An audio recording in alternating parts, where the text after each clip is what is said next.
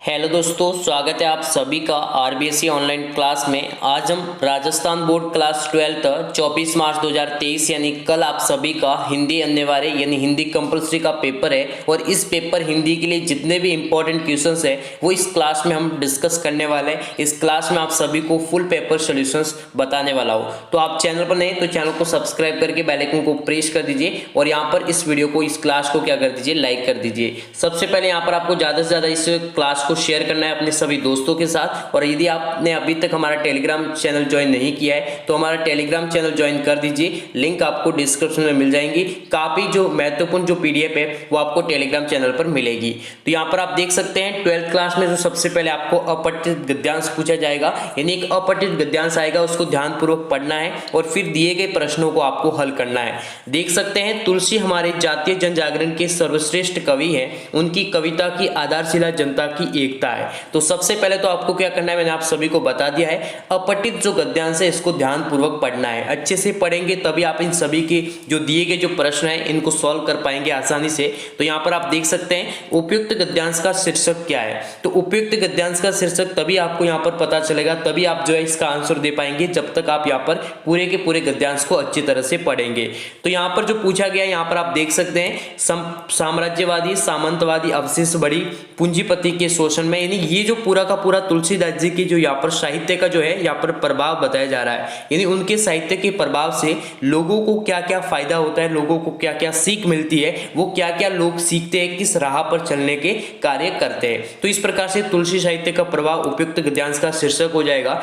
Next आप सभी के बीच में यहाँ पर क्वेश्चंस देख सकते हैं, निम्न में से कौन जन जागरण की सर्वश्रेष्ठ कवि है, यानी जो कि जन जागरण के क्या रहे हुए हैं, सर्वश्रेष्ठ कवि रहे हुए हैं। तो तुलसी जो है यहाँ पर आपके सर्वश्रेष्ठ जो है यहाँ पर तुलसीदास जी जो है यहाँ पर जन जागरण के सर्वश्रेष्ठ कवि हैं।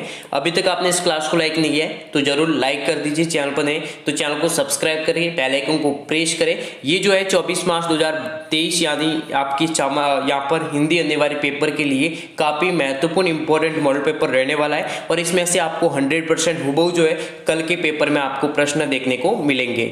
निम्न में से किस कवि की सरल वाणी नगरों और शहरों में गूंजती है, यानी ऐसा कौन सा कवि है जिसकी सरल वाणी और नगरों और शहरों में गूंजती है, तो वो कौन सा कवि है, काफी महत्वपूर्ण हो जाएगा। तो यहाँ पर आप देख सकते हैं तुलसीदास जी इसका सही आंसर हो जाएगा, क्योंकि ये जो पैसेज है वो पूरा जो गद्यांश है, अपठित गद्यांश है, वो तुलसीदास जी पर ही है। तो यहाँ पर आपको पता होना चाहिए तुलसीदास जी इसका सही आंसर होगा।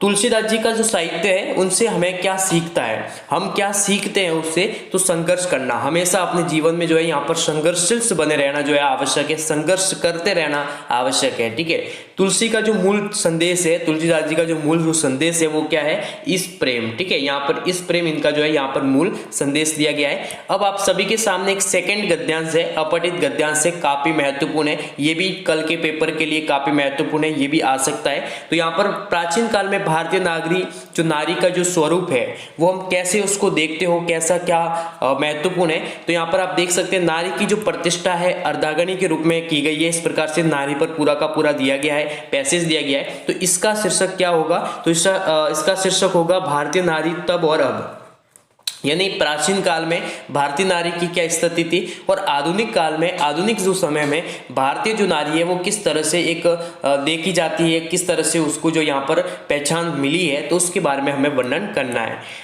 नारी को किस देवी के रूप में माना जाता है, तो लक्ष्मी रूप के माने में, दुर्गा के रूप में या फिर सरस्वती के रूप में, तो तीनों ही के तीनों ही रूप में जो यहाँ पर माना जाता है नारी को। ठीक है, ये इसका उपरोक्त सभी इसका सही आंसर हो जाएगा। मध्यकाल में किसके आगमन के कुप्रथा और रूढ़ियों का प्रचार हुआ, काफी महत्वपूर्ण प्रश्न है, पैसेज में आपको गद्यांश में आपको अच्छे से प्रश्न मिल जाएगा, तो मुगल हो जाएगा इसका सही आंसर। नेक्स्ट यहाँ पर आप देख सकते हैं वर्तमान में नारी का जो स्वरूप है वो कैसा माना जाता है, या फिर उसका जो वर्तमान में जो स्वरूप है वो कैसा है, तो कैसा है, समान अधिकारों को प्राप्त करने का स्वरूप है। किस काल में नारी का गौरव कम होने लगा था, यानी ऐसा कौन सा समय था जिस समय जो नारी का महत्व है वो कम हुआ, तो मध्यकाल और प्रवर्ती जो काल में जो है यहाँ पर नारी का जो गौरव है वो काफी कम हुआ। नेक्स्ट यहाँ पर आप देख सकते हैं क्वेश्चन से आप सभी के सामने, प्राचीन काल में नारी का कैसा रूप प्रचलित था, यानी प्राचीन काल में जो है यहाँ पर नारी का कैसा रूप प्रचलित था, तो देवी रूप जो है प्रचलित है, ठीक है। और यहाँ पर नारी को अर्धांगिनी रूप में माना जाता है। तो ये काफी महत्वपूर्ण पेपर आप सभी के लिए रहने वाला है। तो यहाँ पर सभी प्रश्नों को अच्छी तरह से आपको समझना है, इस क्लास को एंड तक देखना है। और पिछली भी आपको क्लास, इस क्लास को देखने के बाद जो हमारी हिंदी कंपलसरी की जो पिछली जो क्लास है उनको भी अच्छे से देख लेंगे ना, वो भी काफी महत्वपूर्ण प्रश्न है। नेक्स्ट यहाँ पर आप देख सकते हैं, यहाँ पर अब पद्यांश आएगा, ठीक है। अब आपको यहाँ पर पद्यांश मिलेगा, काफी महत्वपूर्ण पद्यांश यहाँ पर आप देख सकते हैं। तो अपठित पद्यांश को ध्यानपूर्वक पढ़ना होगा, यानी पद्यांश में आपको निम्न बातों का ध्यान रखना है। एक तो पद्यांश को सही तरीके से समझे, पद्यांश को जो यहाँ पर 2-3 बार जब पढ़ेंगे तभी आपको समझ में आएगा फिर क्या है पद्यांश, ठीक है। तो यहाँ पर आप देख सकते हैं, सबसे पहले हम पढ़ेंगे अच्छे से। नए साल की शुभकामनाएं, खेतों की मेंढों पर धूल भरे पाव को, कोहरे से लिपटे उस सोटे से गाँव को नए साल की शुभकामनाएं। जाते के गीतों को, वेलों की शाल को, कर को, कुल्लू को, महो की जाल को नए साल की शुभकामनाएं। इस पकती रोटी को, बच्चों के शोर को, साके की गुनगुन को, सुलेख को, भोर को नए साल की शुभकामनाएं। वीराने जंगल को, तारों को, रात को, ठंडी दो बंदूक में घर की बात की नए साल की शुभकामनाएं। इस चलती आंधी में हर बिखरे बाल को, सिगरेट की तलाशों पर फूलों से ख्याल को और नए साल की शुभकामनाएं। कोट के गुलाब और जुंडे के फूल को, हर नन्ही याद को, हर छोटी भूल को नए साल की शुभकामनाएं। उनको जिसने सुन सुनकर ग्रीटिंग कार्ड लिखे, उनको अपने गमले में शुभ साप दिखे। अब सबसे पहले तो यहाँ पर आप देख सकते हैं, जो प्रश्न जो सबसे पहला जो प्रश्न पूछा गया है वो है कि खेतों की मुंडों पर धूल भरे जो पाव को, पंक्ति में कवि किसकी जो है किसी शुभकामनाएं दे रहा है, तो एक कृषक को शुभकामना दे रहा है, ठीक है। यहाँ पर खेतों की, क्योंकि खेतों में कौन काम करता है, एक कृषक काम करता है, ना कि कोई राहगीर काम करता है, ना कोई यात्री काम करता है, ना कोई ग्रामवासी। तो यहाँ पर कृषक यहाँ पर माना जाएगा। जाते के गीतों को कवि से क्या आशय है कि जाते के गीतों को, तो सबसे पहले यहाँ पर हम बात करेंगे कि कहाँ पर थी वो लाइन। तो यहाँ पर आप देख सकते हैं इसका सही आंसर क्या है, तो जाते के गीतों को, वेलों की साल को, ठीक है। यहाँ पर कवि का जो आशय है यहाँ पर समझना है। यहाँ पर जो थर्ड वाला जो ऑप्शन यहाँ पर आप देख सकते हैं, जो जंजा बच्चा की जो गीत है उससे उसको आशय है। इस पकती की रोटी को, बच्चों की शोर को, उसमें किस परिवेश क्षेत्र का वर्णन किया है, अति महत्वपूर्ण है। तो ग्रामीण क्षेत्र का जो परिवेश है, ग्रामीण जो क्षेत्र की जो यहाँ पर वेश है उसके बारे में यहाँ पर उसका वर्णन किया गया है। नेक्स्ट यहाँ पर आप देख सकते हैं, कोटा के गुलाब और जुंडे के फूल को, पंक्ति का इस वर्ग को जो है किससे वो प्रकट कर रहा है, ठीक है ना। तो वो प्रकट कर रहा है उच्च वर्ग को, ठीक है। कोट के गुलाब को, जुड़े के फूल को, तो यहां पर आप देख सकते हैं जो अपने गमले में चुपचाप दिखे, पंक्ति में क्या प्रतीत होता है, काफी महत्वपूर्ण है। तो उदास चेहरे जो यहाँ पर प्रतीत होते हैं। करगे को, कोलुको में कौन सा अलंकार है, काफी महत्वपूर्ण अलंकार है आप सभी के सामने, तो लाटानुप्रास अलंकार है। कौन सा अनुप्रास है, लाटानुप्रास, यानी अनुप्रास का ही एक प्रकार है लाटानुप्रास, जो कि हम आगे अध्ययन करेंगे। नेक्स्ट यहाँ पर आप देख सकते हैं, अब आपको जो है यहाँ पर कुछ ग्रामर के क्वेश्चंस भी पूछे जाएंगे जो कि काफी महत्वपूर्ण रहने वाले हैं कल के पेपर के लिए। कल के पेपर में जितने भी प्रश्न आने वाले उन सभी को हम बात करेंगे, और कल के पेपर में हुबहू हमारी जितनी भी क्लासें हुई है उन्हीं में से प्रश्न आएंगे, जैसे कि इंग्लिश कंपलसरी में आए और भी जितने पेपर हुए उनमें सभी को हुबहू जो है क्वेश्चंस देखने को मिलेंगे। अभी तक आपने इस क्लास को लाइक नहीं किया है तो लाइक कर दीजिए, चैनल पर नहीं तो चैनल को सब्सक्राइब करके बेल आइकन को प्रेस कर दीजिए। ज्यादा से ज्यादा क्या करना है, आपको शेयर करना है हमारी इस क्लास को, और टेलीग्राम चैनल को ज्वाइन नहीं किया है तो ज्वाइन कर दीजिए, और हमारी वेबसाइट rjstudymonitor.com के माध्यम से इंपॉर्टेंट क्वेश्चंस की पीडीएफ डाउनलोड कर सकते हैं, लिंक आपको डिस्क्रिप्शन में मिल जाएंगे। नेक्स्ट यहाँ पर आप देख सकते हैं, भावों और विचारों की अभिव्यक्ति के लिए क्या प्रयोग होता है, काफी महत्वपूर्ण है आप सभी के लिए, ठीक है ना, काफी महत्वपूर्ण रहेगा आप सभी के लिए, बहुत ही इंपॉर्टेंट है, ठीक है। तो भावों और विचारों की जो यहाँ पर अभिव्यक्ति के लिए, हम भाव और विचार की अभिव्यक्ति किसके माध्यम से एक दूसरे के साथ शेयर करते हैं, तो वो भाषा के माध्यम से की जाती है, ठीक है। तो भाषा का प्रयोग होता है, ये इसका जो यहाँ पर सही आंसर होगा, ठीक है, भाषा का प्रयोग होता है। तो आपको पूरी लाइन लिखना है कि भावों और विचारों की अभिव्यक्ति के लिए भाषा का प्रयोग होता है। नेक्स्ट यहाँ पर आप देख सकते हैं भाषा के दो प्रकार है, एक प्रकार मौखिक है, एक है लिखित। यानी हम भाषा को एक तो मौखिक रूप में बोल सकते हैं, एक हम लिखित में लिख सकते हैं। मराठी भाषा की कौन सी लिपि है, काफी महत्वपूर्ण है, लिपि से एक प्रश्न जरूर पूछा जाएगा। तो मराठी भाषा की जो लिपि है वो कौन सी है, देवनागरी लिपि है। ठीक है, कौन सी लिपि है, देवनागरी लिपि है। अंग्रेजी भाषा की कौन सी लिपि है, काफी महत्वपूर्ण है, तो रोमन लिपि है। ठीक है ना, रोमन जो लिपि है वो किस भाषा की लिपि है, अंग्रेजी भाषा की लिपि है। लिपि पे हिंदी, संस्कृत, प्राकृत, मराठी, कोंकणी, नेपाली भाषा लिखी जाती है, तो वो कौन सी लिपि हो जाएगी, देवनागरी लिपि। यानी देवनागरी लिपि में इसका उत्तर हो जाएगा देवनागरी लिपि में। हिंदी भाषा की लिपि कौन सी है, देवनागरी लिपि है। संस्कृत की जो है वो भी देवलिपि है और देवनागरी है। प्राकृत की भी यहाँ पर हो जाएगी देवनागरी, मराठी की भी, कोंकणी की भी और नेपाली की भी। तो इतना आपको महत्वपूर्ण होनी चाहिए, नहीं इसलिए आपकी इतनी भाषा कवर हो जा रही है, काफी महत्वपूर्ण है। पंजाबी भाषा की जो लिपि है काफी महत्वपूर्ण है। पंजाबी भाषा की कौन सी लिपि है, तो गुरुमुखी। कौन सी लिपि है, गुरुमुखी जो लिपि है ना वो पंजाबी भाषा की लिपि है। अति महत्वपूर्ण प्रश्न है आप सभी के लिए। ये जितने भी ग्रामर के प्रश्न करवा रहा हूं हुबहू कल के पेपर में, इनमें से 4-5 आपको हुबहू जो है प्रश्न कल के पेपर में देखने को मिलेंगे। देखो स्वर और व्यंजनों के संयोग के समय मात्राओं का प्रयोग जो है वो किस लिपि में किया जाता है, तो वो देवनागरी लिपि में किया जाता है। ध्यान रखना, देवनागरी लिपि में स्वरों और व्यंजनों के संयोग के मात्राओं का प्रयोग किया जाता है। देखो भाषा की जो सबसे छोटी इकाई होती है ना वो क्या होता है, वर्ण होता है। देखो यहाँ पर समझना है आपको, इसके स्ट्रक्चर को समझिए। यहाँ पर भाषा की सबसे छोटी इकाई है यहाँ पर वर्ण। देखो वर्ण जब मिलते हैं ना, वर्ण मिलकर बनते हैं शब्द, और जब शब्द मिलते हैं क्या बनता है, वाक्य बनता है। ये आपको ध्यान में रखना है। वर्ण से वर्ण मिलकर शब्द बनते हैं और शब्द से शब्द मिलकर वाक्य बनता है, ये आपको ध्यान रखना है। यहाँ पर आप देख सकते हैं ब्राह्मी और खरोष्टी प्राचीन भारत की क्या है, ठीक है, काफी महत्वपूर्ण है। तो ये दोनों लिपियां है, प्राचीन लिपियां है, लेकिन यहाँ पर ब्राह्मी और खरोष्टी की है। देवनागरी लिपि का विकास लिपि से हुआ है, यानी कौन सी लिपि है जिसका फिर विकास होता है देवनागरी का, तो ब्राह्मी जो लिपि है उससे विकास होता है देवनागरी लिपि का।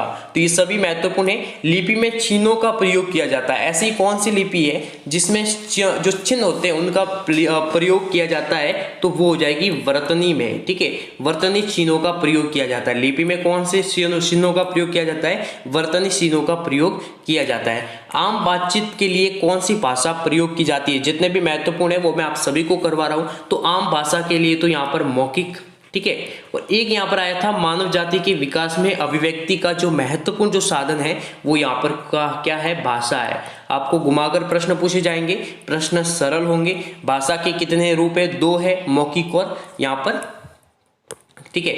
अब एक यहाँ पर पूछा जाएगा लिपि किसे कहते हैं, ठीक है, लिपि किसे कहते हैं, ठीक है ना। 1 मिनट, ये प्रश्न काफी महत्वपूर्ण है, ठीक है ना। भाषा के मौखिक रूप को अंकित करने के लिए जो चिन्ह बनते हैं उन्हीं को लिपि कहते हैं। भारत भाषा सूक्ष्म है, स्थूल है, ठीक है ना। तो क्या स्थूल क्या है, लिपि स्थूल है, भाषा सूक्ष्म है। तो इस प्रकार से यहाँ पर आप देख सकते हैं काफी महत्वपूर्ण है आप सभी के लिए। ये जितने भी प्रश्न है काफी महत्वपूर्ण रहने वाले आप सभी के लिए। नेक्स्ट यहाँ पर जो नीचे वाले जो क्वेश्चन है वो क्या काफी महत्वपूर्ण है, देख सकते हैं आप, ठीक है। यहाँ पर जो भी जितने भी महत्वपूर्ण प्रश्न है वही मैं आप सभी को सॉल्व कराऊंगा। तो बोली और भाषा के मध्य, ठीक है ना, क्या होती है बोली और भाषा के मध्य, विभाषा होती है, ठीक है ना, याद रखना, विभाषा होती है जो कि बोली और भाषा के मध्य होती है। उर्दू जो भाषा है उसकी लिपि जो कौन सी है, फारसी है, ठीक है ना। फारसी लिपि उर्दू भाषा की है। और व्याकरण के कितने अंग होते हैं, 4 अंग होते हैं, ध्यान रखना 4 अंग होते हैं व्याकरण के। नेक्स्ट अब जो यहाँ पर कुछ अलंकार से प्रश्न होंगे और काफी यहाँ पर इंपॉर्टेंट होने वाले हैं। अजो तरयोनो ही रहियो श्रुति सेवक एक रंग, नाक बास बेसरी लहियो बशी मुकुतन के संग। इसमें कौन सा अलंकार है, तो इसमें कौन सा अलंक है, श्लेष अलंकार है। ये जितने भी अलंकार हैं इन सभी की परिभाषा याद रखना, काफी महत्वपूर्ण होगा आप सभी के लिए। जहां पर अर्थ के माध्यम से काव्य में चमत्कार होता है वहां होता है, तो वहां क्या होता है, अर्था अलंकार होता है। किसके माध्यम से, अर्था अलंकार के माध्यम से। यानी जहां पर अर्थ के माध्यम से काव्य में चमत्कार हो तो वह तो कौन सा होगा, अर्था अलंकार होगा। लेकिन जब शब्द के माध्यम से काव्य में चमत्कार हो तो कौन सा होगा, शब्दालंकार होगा। तो ये आपको ध्यान में रखना है। काव्य में जब एक ही शब्द के अलग अलग संदर्भों में अलग अलग अर्थ प्रकट होकर चमत्कार उत्पन्न होता हो तो वो कौन सा होगा, तो वो श्लेष होगा, जिस तरीके से हमने यहाँ पर ऊपर वाला जो यहाँ पर उदाहरण पढ़ा। तो इस प्रकार से यहाँ पर आप देख सकते हैं जब किसी काव्य में किसी शब्द या वाक्यांश की आवृत्ति उसी अर्थ में हो परंतु अन्वय करने पर अर्थभेद आ जाए तो उसमें कौन सा अलंकार होगा, काफी महत्वपूर्ण ये हो जाएगा, तो वो होगा लाटानुप्रास, जो कि हमने ऊपर पढ़ा था। ठीक है ना, करक करगु वाला जो है यहाँ हमने पढ़ा था, तो वो होगा लाटानुप्रास। और लाटानुप्रास जो है वो अनुप्रास का ही क्या है, एक भाग है। लेकिन अब की बार यहाँ पर नए पेपर पैटर्न अनुसार सिर्फ और सिर्फ आपको अनुप्रास से उदाहरण मिल सकते हैं, लाटानुप्रास यानी उनके भाग से कोई उदाहरण आपको नहीं मिलेंगे। इसी प्रकार से यहाँ पर आप देख सकते हैं जितने भी अलंकार से यहाँ पर प्रश्न पूछे गए, एक यहाँ पर आप देख सकते हैं पूत वाला। ठीक है ना, पूत कपूत तो क्यों घण ससे, पूत सपुत तो क्यों धन ससे, यानी इसका यहाँ पर पूत यानी आवर्ती हो रही है तो इसमें कौन सा होगा, अनुप्रास होगा। ठीक है ना, अनुप्रास अलंकार होगा, ध्यान रखना है। नेक्स्ट यहाँ पर आप देख सकते हैं ये कुछ पारिभाषिक शब्दावली है और ये पारिभाषिक शब्दावली के ये कुछ महत्वपूर्ण है आप सभी के लिए। देखो आ सकता है एप्लीकेंट का हिंदी अर्थ क्या है, तो एप्लीकेंट का हिंदी अर्थ होता है आवेदक, और यदि आ जाए एप्लीकेशन का हिंदी अर्थ क्या है तो होता है आवेदन।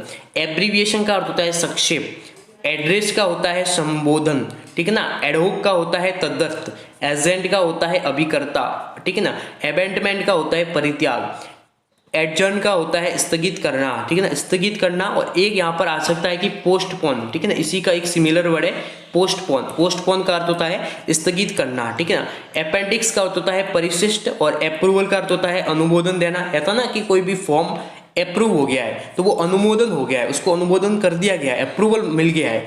अमाउंट का अर्थ होता है राशि, बिल का अर्थ होता है विधेयक। यहाँ पर आप देख सकते हैं बिल, ठीक है ना, कि मुझे बिल दीजिए तो मुझे विधेयक दीजिए, हिंदी में कहा जाता है विधेयक, लेकिन हम इंग्लिश वर्ड का ज्यादा यूज करते हैं इसलिए आपको हिंदी में यहाँ पर कम समझ में आता है। तो यहाँ पर इसका जो शुद्ध अर्थ, जो शुद्ध हिंदी अर्थ होगा वो विधेयक होगा।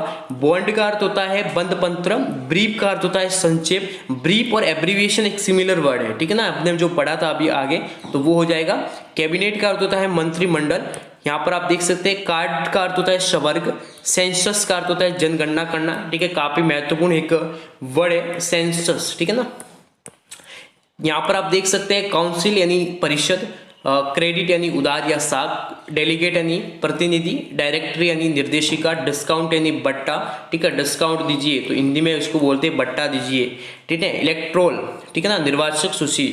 एम्प्लॉयमेंट रोजगार, एंडोर्स प्रष्टांगन, एवोल्यूशन मूल्यांकन, ठीक है ना। फाइनेंस यानी वित्त, फिक्सेशंस, ठीक है ना, स्त्रीकरण, फ्रेट भांडा एंड गजेट, राजपत्र, ग्रांट, ग्रांट है अनुदान, ठीक है, एक होता है ग्रांट, ठीक है ना।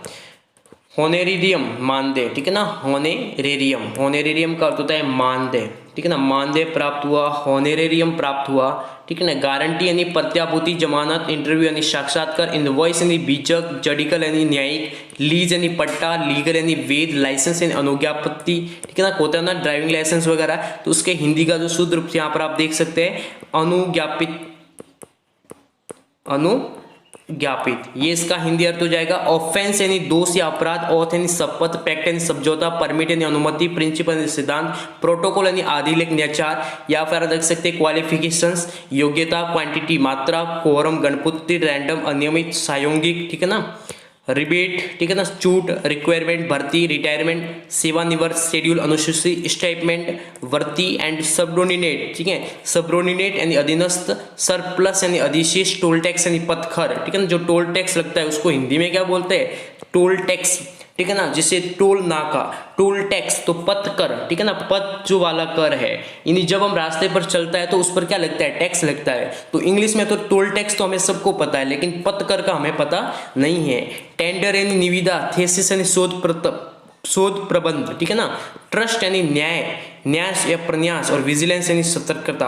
तो ये काफी महत्वपूर्ण है और अब की बार जो यहाँ पर आप देख सकते हैं ये दोनों के दोनों यहाँ पर आपके हुबहू प्रश्न में मिल जाएंगे। अब यहाँ पर आप देख सकते हैं फीचर लेखन क्या है, तो किसी भी सामाजिक घटना की रोचक और मनोरंजक व्याख्या फीचर लेखन कहलाती है। ये काफी महत्वपूर्ण प्रश्न है, इसकी पीडीएफ आपको हमारे टेलीग्राम चैनल और वेबसाइट पर मिल जाएंगी। काफी महत्वपूर्ण प्रश्न है, आगे और भी कुछ इंपॉर्टेंट क्लासें आएंगी, उन सभी को जरूर अटेंड करिएगा। कल तक आपको तैयारी करवाई जाएंगी, कल सुबह तक आपको जो है अंतिम तक जो है आपको डोज दी जाएंगी इंपॉर्टेंट क्वेश्चंस पेपर सॉल्यूशंस करवाए जाएंगे। इस क्लास को लाइक कर दीजिए, चैनल पर नए चैनल को सब्सक्राइब करके बेल आइकन को प्रेस कर दीजिए। नेक्स्ट लाइव क्लास का वेट करें। Thanks all of